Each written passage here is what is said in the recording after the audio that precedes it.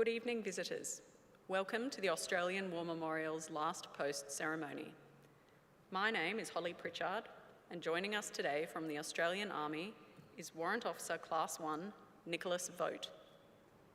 We are honoured to acknowledge the Superintendent of the Hellenic Army Academy, Major General Anastasios Polychronis, and Mrs. Krusula Sihoyu, accompanied by Commandant, Australian Land Combat College, Brigadier Andrew Moss.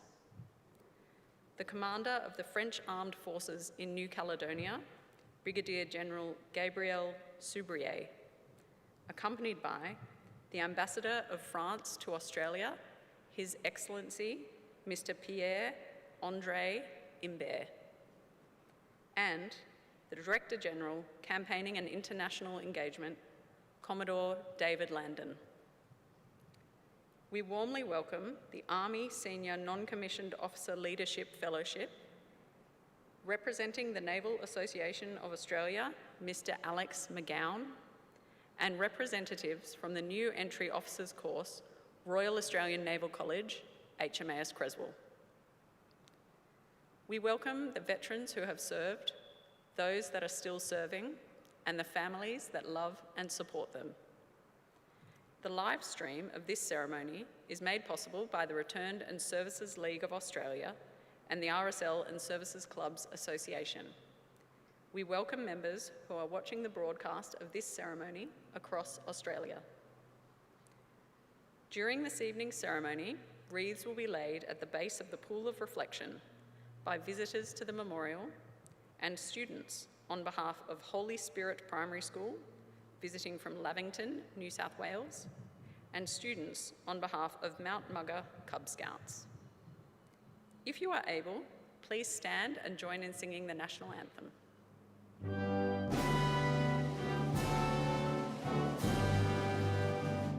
Australians, oh, let us rejoice, for we are one and free. We've golden soil and wealth for toil, our home is good by sea. Our land abounds in nature's gifts of beauty, rich and rare. In history's page, let every stage advance Australia fair. In joyful strains, then let us sing, advance Australia fair. Students and those who are able to do so, please be seated. The Australian War Memorial was the vision of Charles Bean, Australia's First World War official historian. Bean landed with the Australian troops on Gallipoli and stayed with them at the front through to the end of the war. The idea of this national memorial and museum came to him at Pozières, France, in the depths of the bloody fighting of 1916. Bean's idea was that this would be a place where families and friends could mourn loved ones buried in faraway places. It would also be a place that could help all Australians understand what these men and women had endured and what they had done for us.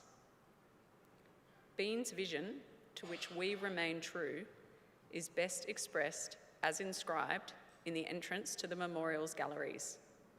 Here is their spirit, in the heart of the land they loved, and here we guard the record which they themselves made. Tonight, we will read the story behind just one of those on the Roll of Honour, which lists the names of more than 103,000 men and women who gave their lives for us in war and on operations for more than a century. But first, we present a lament, Flowers of the Forest. Wreaths and floral tributes will now be laid at the base of the Pool of Reflection.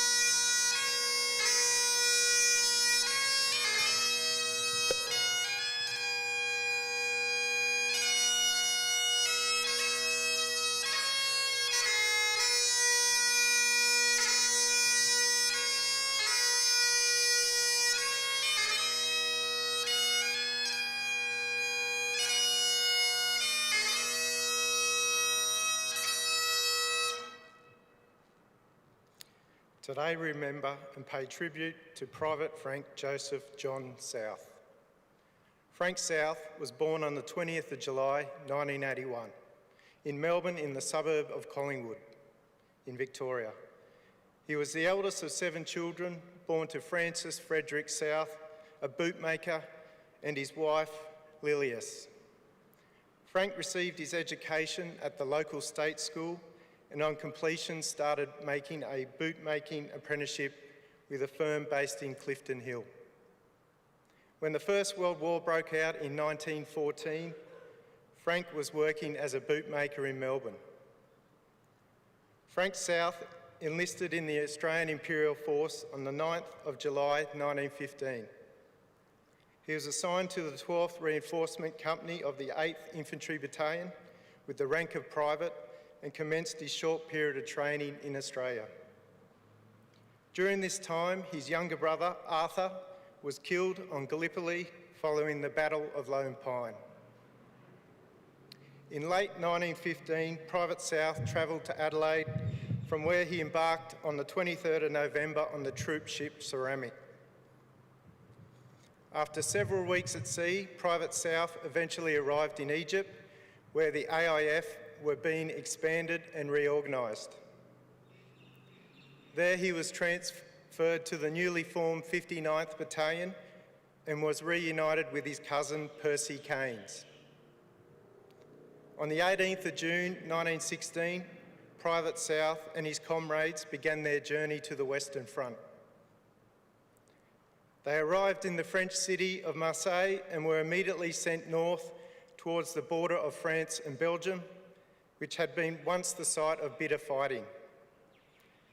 Now comparatively quiet, this area of the front became known as the nursery sector, where new troops such as South were introduced to life in the trenches. After spending only a few days on the front lines, South's unit was called into action near the village of Fromage. It was here that he would take part in his first and last major action of the war. The battle was intended as a feint to prevent the German reserves from moving south to take part in the Battle of the Somme. Ordered to attack strongly fortified enemy positions near the Aubours Ridge, the Allied advance was preceded by a 7-hour bombardment. It was designed to destroy the German front line and allow troops to take their objectives largely unopposed.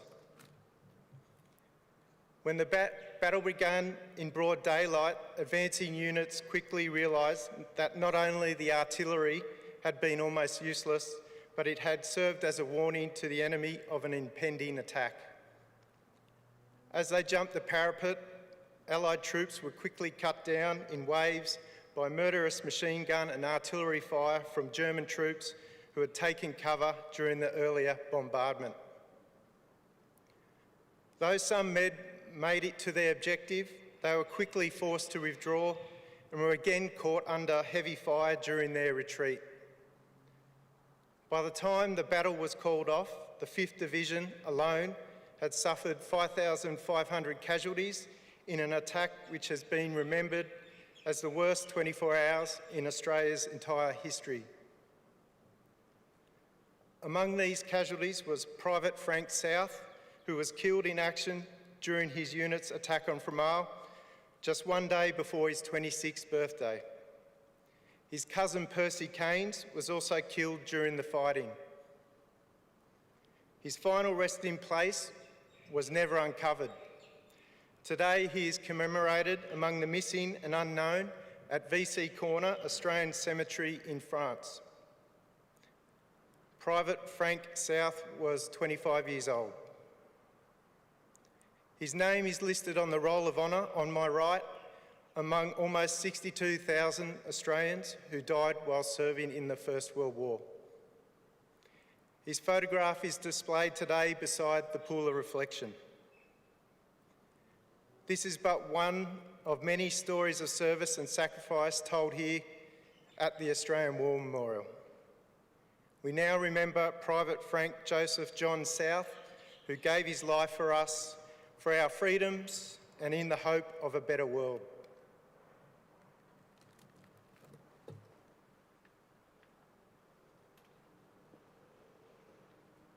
Please stand for the reading of the ode and the sounding of the last post.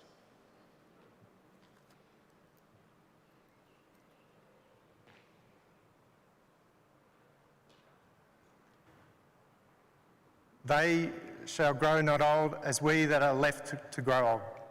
Age shall not weary them, nor the years condemn. At the going down of the sun and in the morning, we will remember them.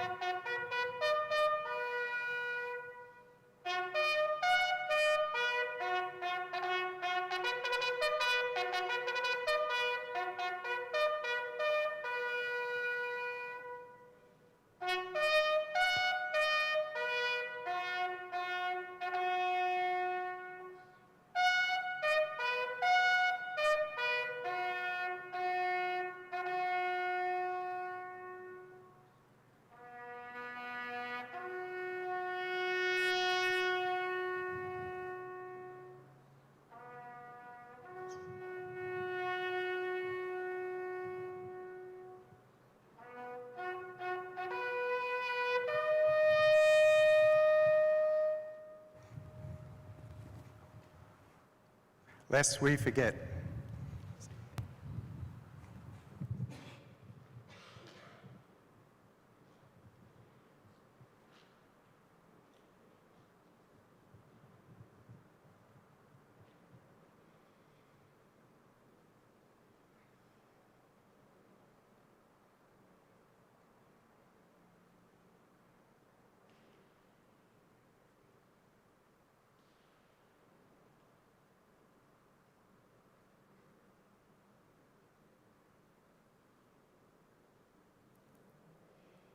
We leave you this evening with the words of the memorial's founder, Charles Bean.